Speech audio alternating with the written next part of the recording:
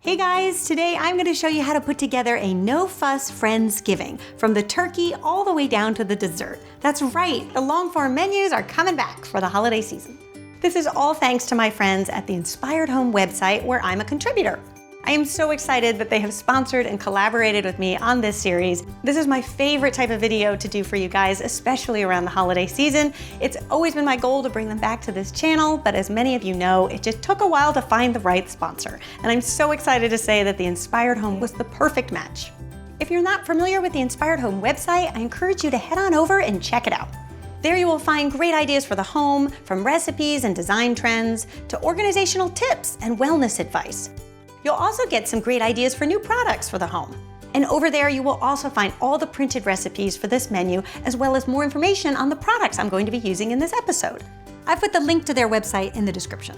All right, let's get to Friendsgiving. We're gonna kick things off with my thyme-rubbed citrus turkey breast and easy pan gravy, a wild mushroom and leek savory bread pudding. Then it's my make-ahead harvest salad with roasted Brussels sprouts and butternut squash. And then I'll show you how to make a gratin dauphinois, a French potato casserole that's way easier to make than mashed potatoes. And for dessert, a no-fuss apple tart with homemade cinnamon whipped cream. It's the perfect menu if you are short on time this Thanksgiving and looking for the easy button, or if you just want to have a bunch of friends over and have everybody pitch in.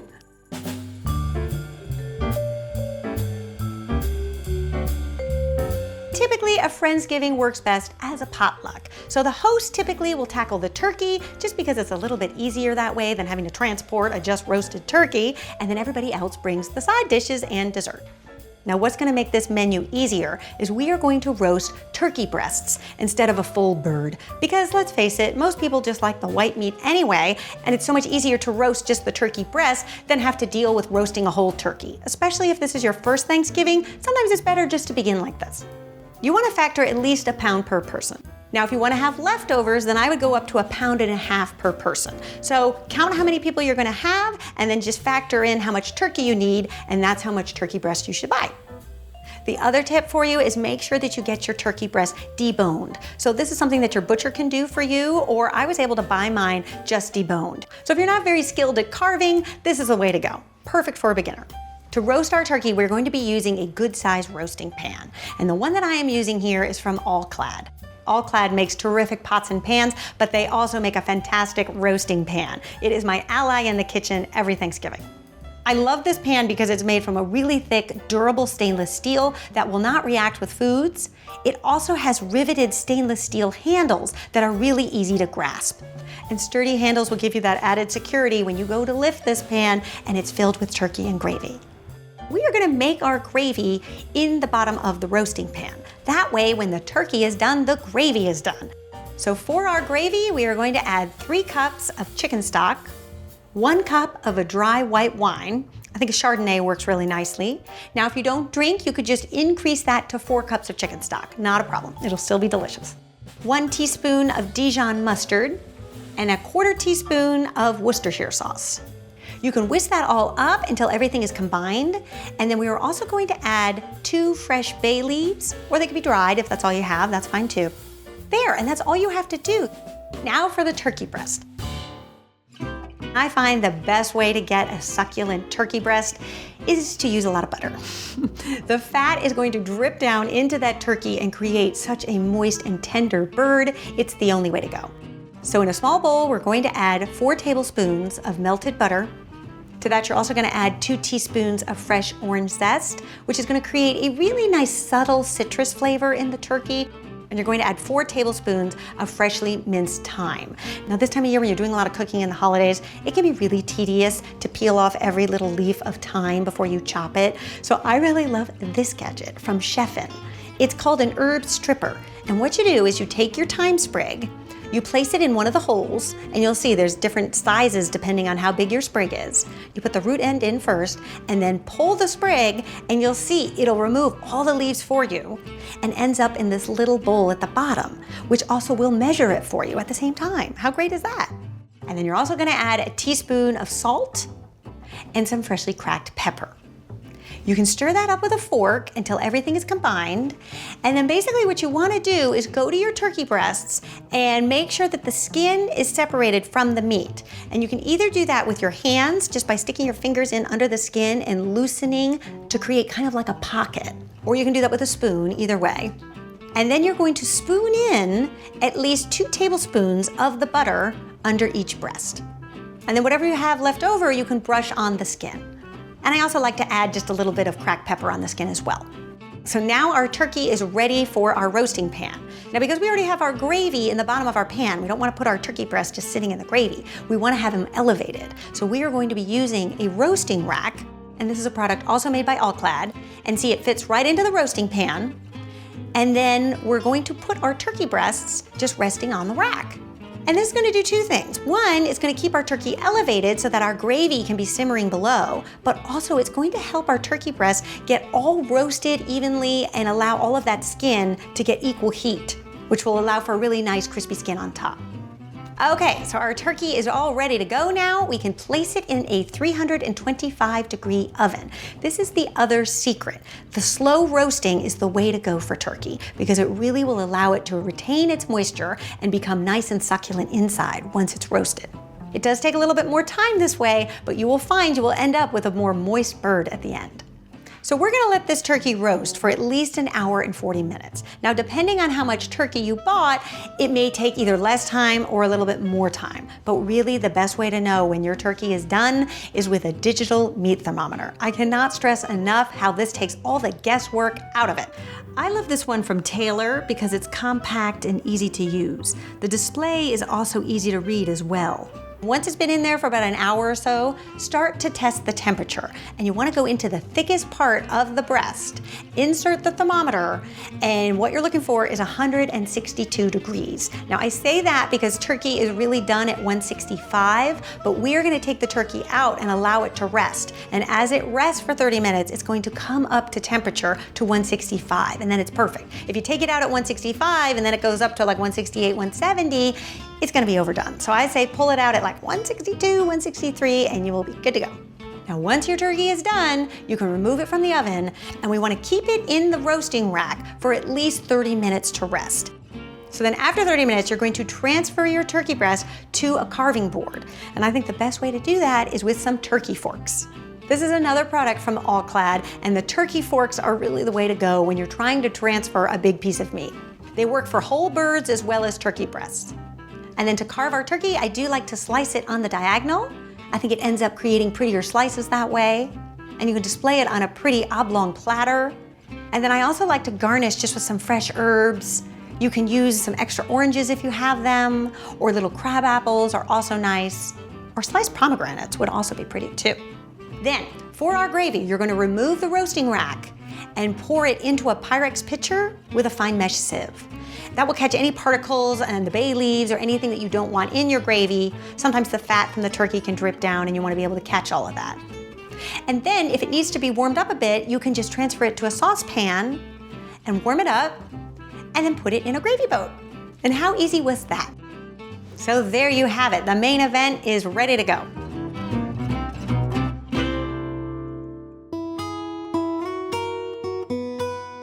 So next up, let's tackle the wild mushroom savory bread pudding.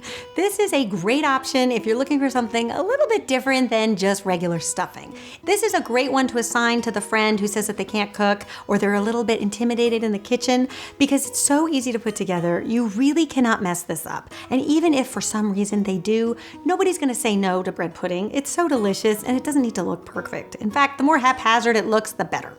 So the first thing we're going to do is saute our vegetables. You're going to add 2 leeks that have been sliced and just saute them until they're nice and tender.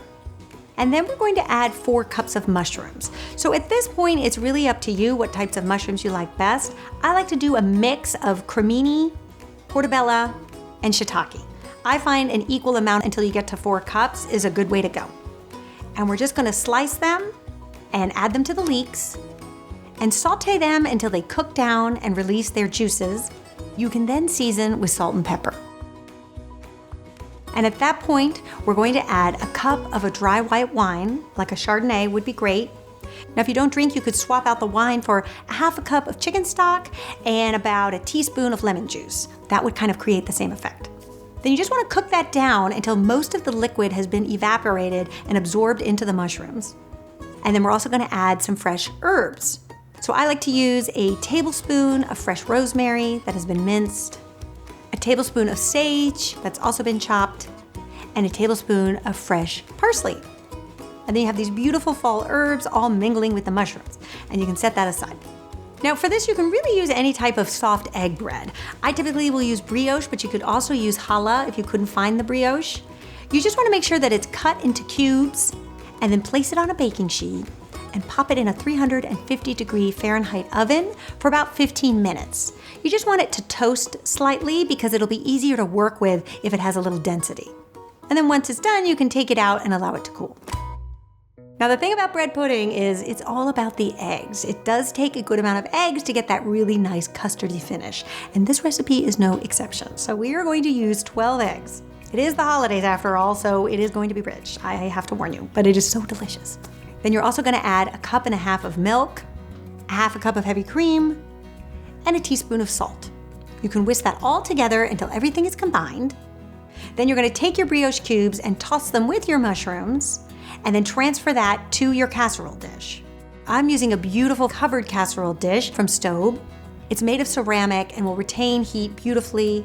I also love that it comes with a cover, which makes it perfect for something like stuffing that you don't want it to dry out sitting at your buffet table. It's also really handy for this recipe because we are going to bake this covered for the first 30 minutes. So there you have a cover and you don't have to put tinfoil on it. And then you're gonna go back to your egg mixture and pour that all over the top, making sure that the egg custard is well distributed throughout the casserole. Then you're gonna cover it and bake for 30 minutes. And then you're going to remove the cover and bake for another 20 minutes.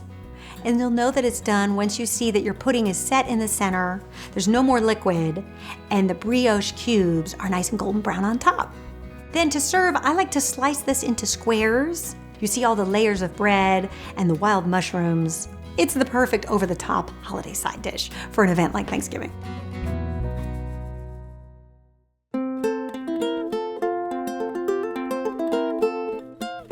So to balance out all this richness, it's time for a delicious vegetable dish. And this one is one of my favorites. So this is a perfect one to assign to the friend who's super busy and maybe they have to work the day before Thanksgiving. Give them this one because it is the quickest of the bunch.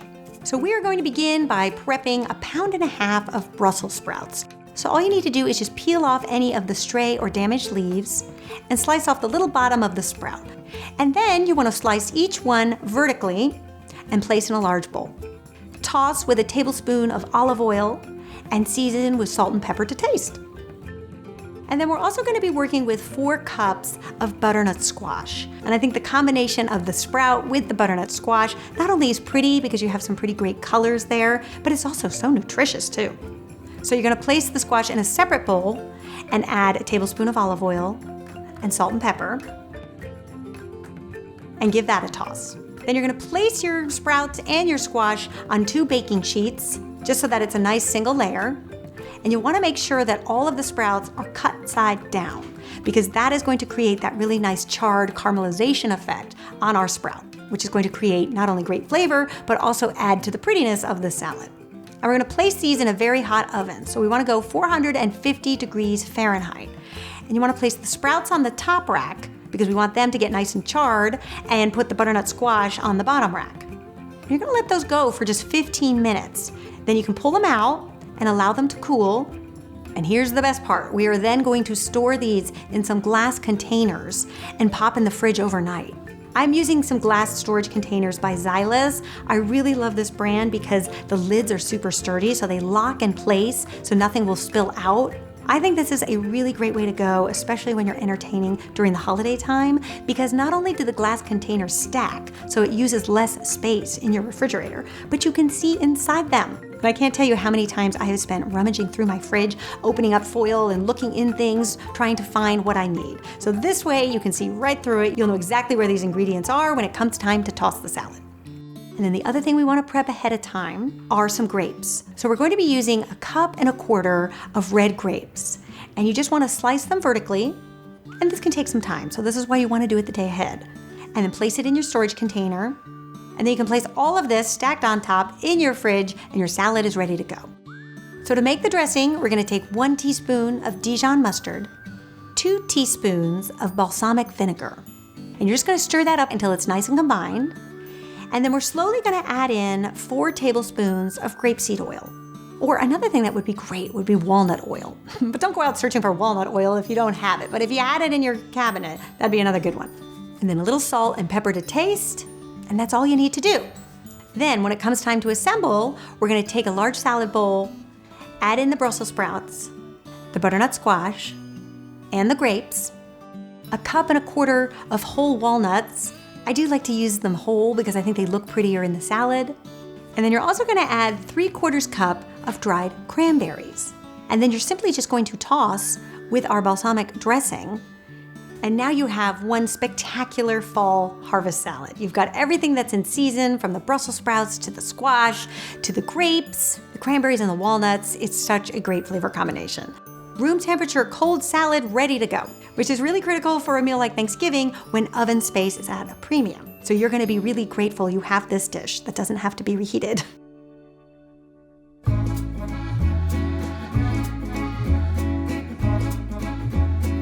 Next up, it wouldn't be Thanksgiving without a potato dish. And at our house, we love to serve Gratin Du Pont. It's a French potato casserole that's my husband's favorite. This recipe I find is easier to make than mashed potatoes because it can be made the day before and it reheats beautifully, making it perfect for a potluck. So this is a great side dish to assign to the friend who loves to cook, because chances are they may have a mandolin on hand, which makes this recipe even quicker. Now, not to worry if you don't have one, because you can also slice these potatoes with a knife. So I'm using a mandolin from OXO, and I love this mandolin because it's extremely stable. And mandolins can be a little bit intimidating just because that blade is very, very sharp. But this one makes you feel like a pro in the kitchen. It has a really great handle with a good grip on it, so it gives you a lot of security. And then it has a really good size food holder, which allows you to move the food back and forth without the fear of cutting yourself. So you're gonna peel your potatoes, and then what I like to do is cut the potato in half because it'll give you an easier piece of food to work with. It'll be a little bit more stable that way because you'll have a flat surface to place on the mandolin. Now, another nice thing about this model is it has a little setting for every type of width that you might want. I go with the thinnest width, so 1/16. That I find will get you a really nice thinly sliced potato. And it's important that they're thinly sliced because that will allow them to cook a bit faster, even though this does take about 1.5 hours in the oven. But that's okay because we're doing this the day before. And it's only going to take about 40 minutes to reheat the day of. And I'll explain all of that once we get to the game plan. And then with your little food holder, you're going to insert that to the other end of the potato. And you'll see there's these little spokes that grip the food, which give you a lot of security. And then holding the mandolin with your left hand, you're gonna run that potato across the blade. And you'll see below, you will start to get beautifully sliced, even potatoes. Now this recipe is traditionally served in an oven-to-table gratin pan. And the reason this is the design is because you want to make sure that everybody gets a little bit of that crispy cheese on top, and it really helps when you have a nice flat wide surface. It's also good that it's shallow because the potatoes can take a long time to bake, so you want to make sure you're not putting this in a pan that's too deep. This beautiful gratin pan is from Stobe. This pan is an enameled cast iron, which makes it really terrific for transferring and retaining heat. So not only are your potatoes going to cook nice and evenly, but once you take this oven to table and it rests on your buffet, it will keep these potatoes nice and warm. And then you just want to grease your gratin pan with a little bit of butter because this does get to be a bit sticky on the bottom because there's so much cheese and cream, and then you can set it aside. Then you also want to prepare your cream and milk mixture. And this is really easy to do in a 4-cup Pyrex pitcher because then that way it's all ready to go when it comes time to pour it on top of our gratin pan. It helps if there's a little spout. You want to add 1.5 cups of heavy cream and 1.5 cups of milk. And then to that, we're also going to add 2 teaspoons of salt. So we are going to mince 4 cloves of garlic. And I am a big fan of a garlic press. I know they can be controversial because a lot of chefs out there will say, oh, you should just chop your garlic. And that's great if you have really great knife skills and you just want to chop through all that garlic. But for someone like me that's really busy and doesn't have a lot of time to chop all that garlic, I love a good garlic press. And my favorite garlic press is from Roastly. I've been using this since I've started this channel 6 years ago, and a lot of you have commented on it, wanting to know where I got it. So the brand is called Roastly. Why I love it is because you can put it in your dishwasher, it doesn't rust. It's heavy duty, so when you put the garlic clove in there, it gives you such a nice clean press. It also has a little circle on the end of the handle, which will allow you to hang it up somewhere if you live in a kitchen that doesn't have a lot of storage. And then the other thing you want to have ready is 1 3/4 cup of grated Gruyere cheese. Now we have everything ready to go, and here's how we assemble it. So you're going to take your potatoes and make a nice even layer on the bottom. To that you're going to add about 2 tablespoons or so of the cheese and a little bit of garlic, about 1/8 of a teaspoon or so. Then you're going to add another layer of potatoes, and you're going to do the same thing, adding the cheese, adding the garlic, and you're just going to repeat this process until all of your potatoes have been used up. You're going to pour that cream and milk mixture over this entire casserole.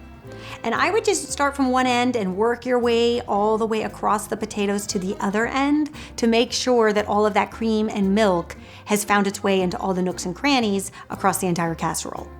And if you want, it also does help to maybe take the ends of your pan and just give it a little shake to make sure that everything's well distributed. And then the final step is to take the leftover cheese, you should have about 1/2 cup, and sprinkle that all on the top. And there you go, it's ready for the oven. So you're going to place it in a 325-degree Fahrenheit oven.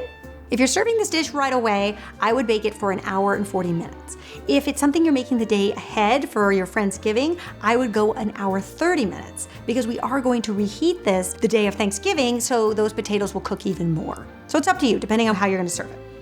And then you'll know what it's done when the top is all nice and golden brown, and when you insert a knife into the center, the potatoes are nice and soft and tender. It is one spectacular potato dish that makes any occasion a special occasion.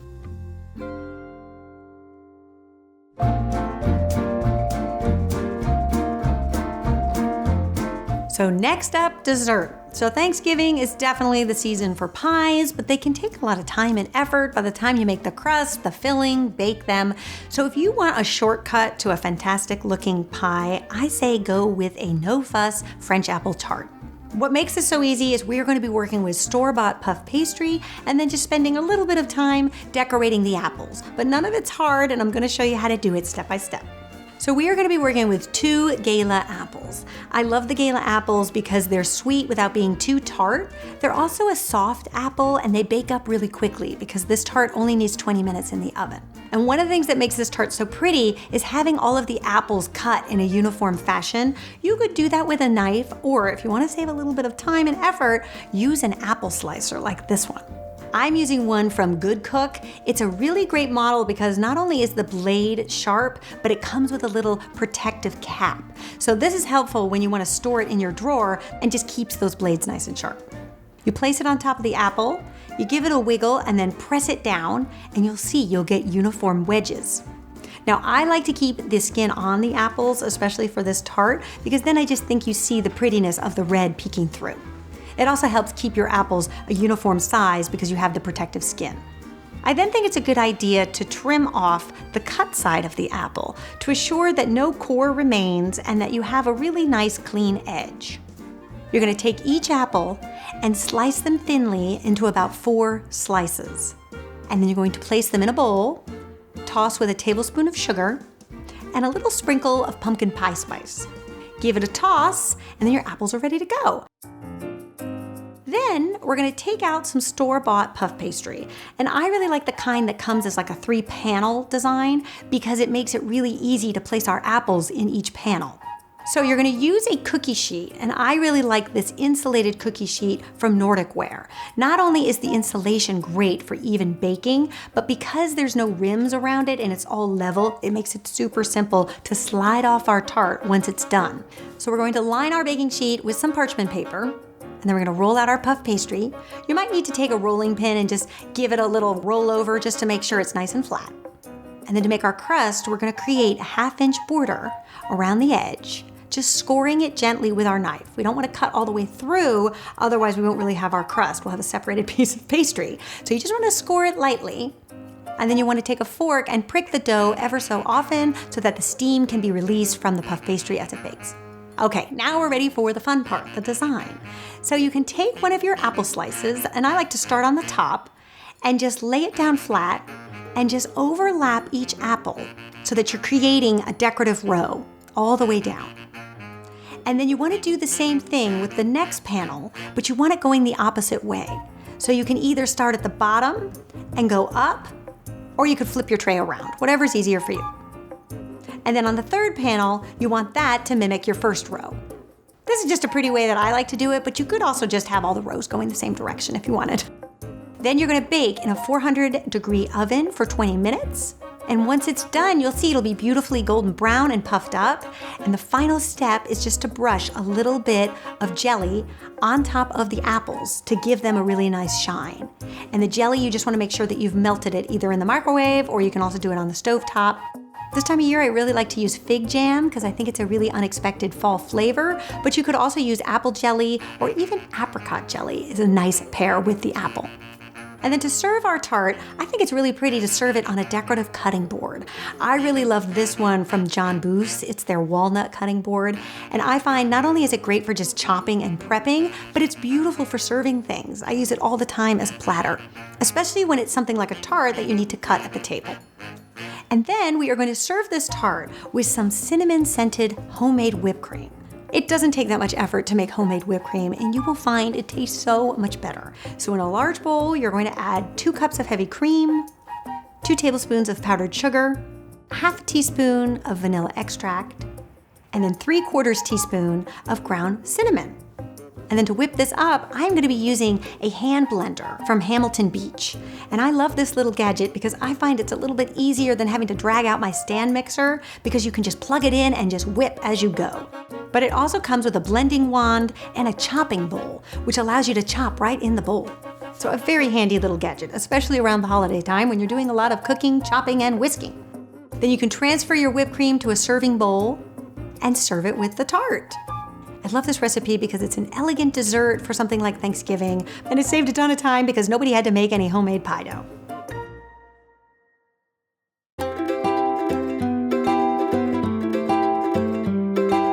So if you'd like to make this Friendsgiving menu and you have friends that are willing to pitch in, you're probably all set. But if you wanted to tackle this menu on your own, let me give you the game plan. If you're short on time and doing all the shopping the day before, set out early in the morning, right when the stores open. You'll get the fresh pick of the produce and the lines won't be that long. If you're like me, you may have a few stores to hit, so keep your perishable items cold in an insulated shopping bag. I love this one from Packet. It's so genius. What it is a foldable grocery bag that keeps all your items cold when you're doing your shopping.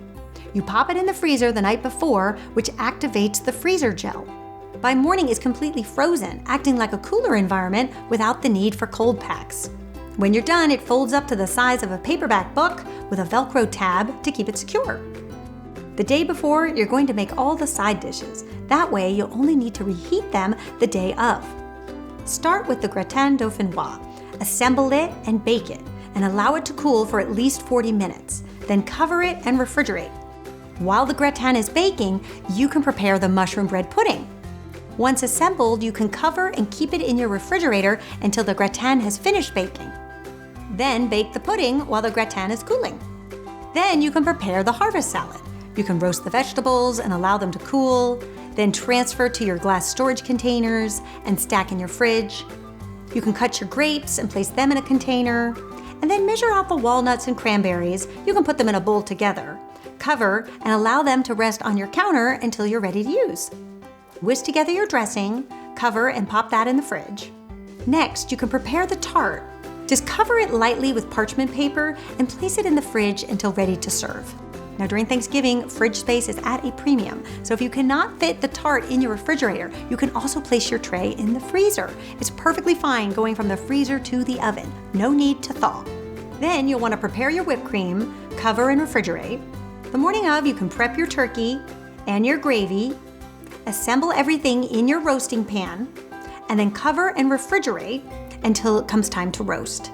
15 minutes before your guests are due to arrive, preheat your oven for the turkey, and once your guests do arrive, place the turkey in the oven and set your timer. Check on it every 30 minutes or so to baste it with the gravy.